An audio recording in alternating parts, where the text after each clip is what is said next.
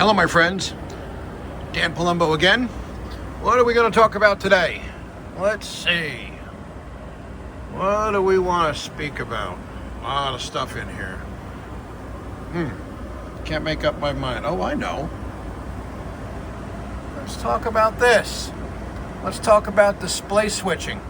The manual way and the automatic way. And what those symbol generators do.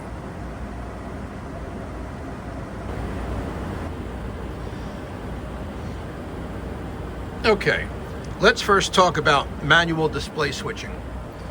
So up here with our display switches, we have pilot side and we have a co-pilot side.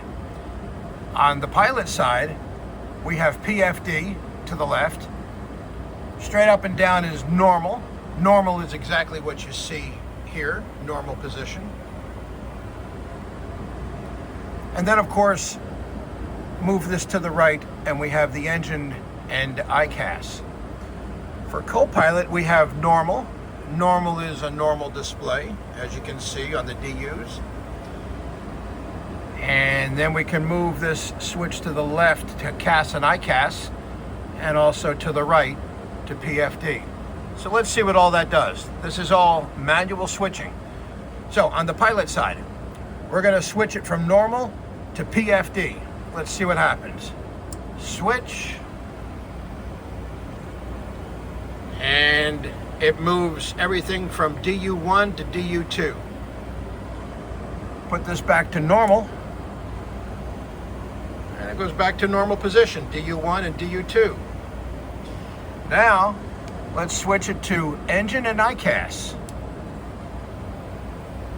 What happens here is DU3 goes out and the engine instruments show up on DU2. Let's put that back to normal. Kind of neat. Now, how about the co-pilot side? So in normal position, this is what it looks like. If we move the display switch on the co-pilot side to CAS ICAS, it takes everything from DU4 and puts it on DU5. So let's put that back to normal. And of course, everything is normal. And now let's put it on to PFD.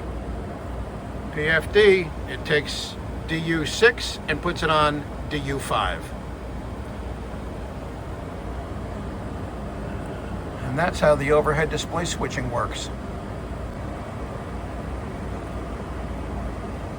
So now let's see what happens if we actually have a failed DU and how it switches over automatically. Okay, if you would like to refer to the Airplane Operating Manual, Section 2 Alpha-31-50, Section 2 Gulf 2, you want to be specific, we're going to talk about automatic display switching. If we lose DU1, will it auto switch to DU2?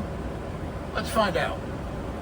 So I'm going to fail DU1. We're going to do a hard fail of DU1. And let's see what happens. DU1, hard failed. And because we have automatic switching, automatic display switching, DU1 comes up on DU2. Very nice. Now let's see what happens if I fail DU2. Now DU2 is our nav display. We have two nav displays. We have a nav display on DU2 and a nav display over there on the co-pilot side, DU number 5. Well, let's fail DU number 2.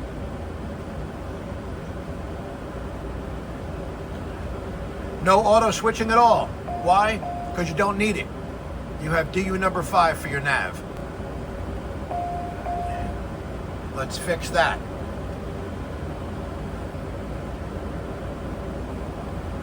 Now let's get rid of DU number 6. Let's do a hard fail on DU number 6. That's the co-pilot side. The co-pilot's PFD. Let's see what happens there.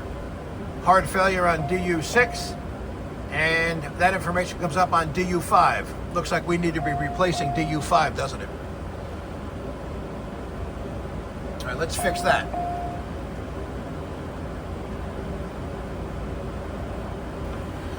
something else to point out here. If you come into your airplane and you see a red X over one of your DUs, a quick simple fix might be just to switch the DU from norm to alt. Let's do that. Let me show you.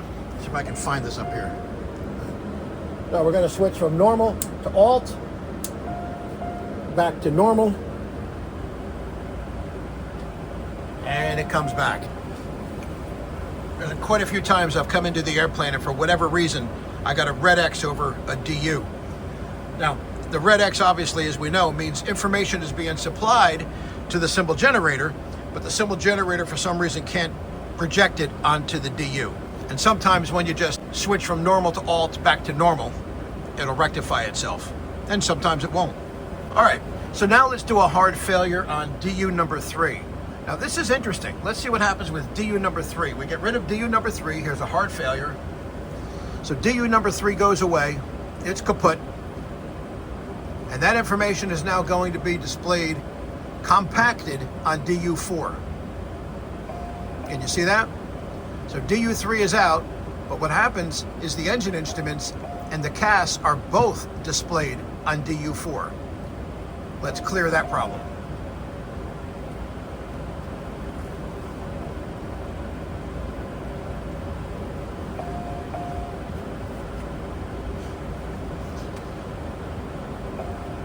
Now, here's another situation to where we have a red X. I've cleared the situation, but it's not displaying. So what am I going to do? I'm going to go up. What DU is that? That's number 3. What symbol generator is that working off of? Number 3. So let's take a look.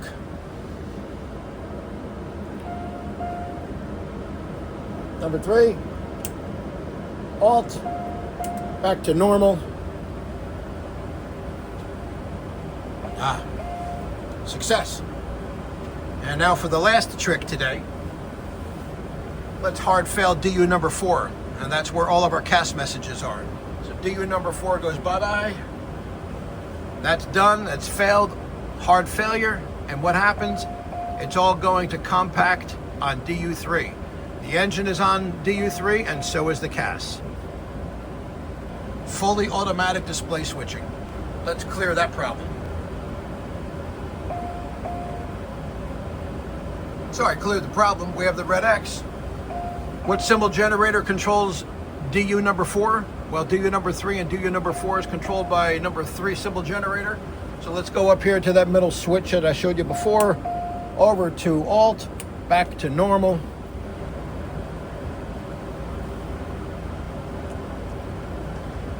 I hope you all have a better understanding on how the automatic display switching works and the manual display switching works. The G4 is an amazing little airplane. Gotta love it. So, symbol generator number 1 controls DU1 and DU2. Symbol generator number 2 controls DU5 and DU6. And symbol generator number 3 controls DU3 and DU4. These two. So we have a problem with symbol generator number 3, specifically DU display unit number 3. So it's in the normal position. Let's move it to the alt position.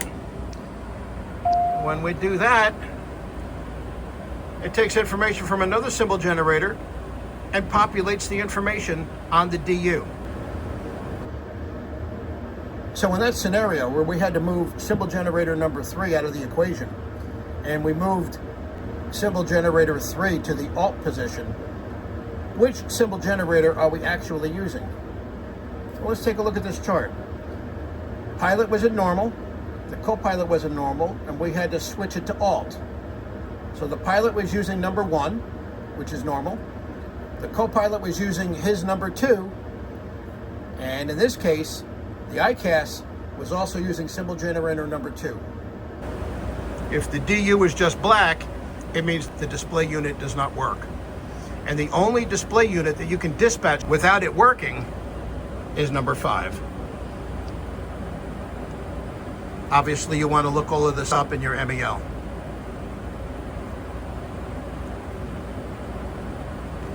So what would you do in this situation? If you had DU3 out of service, what's on DU3? It's all of our engine information, isn't it? So what we need to do is compact that. So what are we missing? We're missing engine information, right? So let's go up here to display switching. And where's our engine information? Right here. There's the cast, there's the engine. So let's switch this on the Pilot to engine. Let's see if we can get that engine stuff back. Yes, we can. So the information that normally is on DU3 is now on DU2, taking the place of our nav display, but we don't care because we have DU number 5 that's showing our nav display. It should also be noted that these display switches and symbol generator switches should be exercised at least once every month, every 30 days. So every 30 days you need to come up here and kind of move things around and just see that it's doing what it's supposed to do. So let's move symbol generator number 1. All right, there's alt, back to normal. Symbol generator number 2, there's alt, back to normal. Symbol generator number 3, there's alt, back to normal.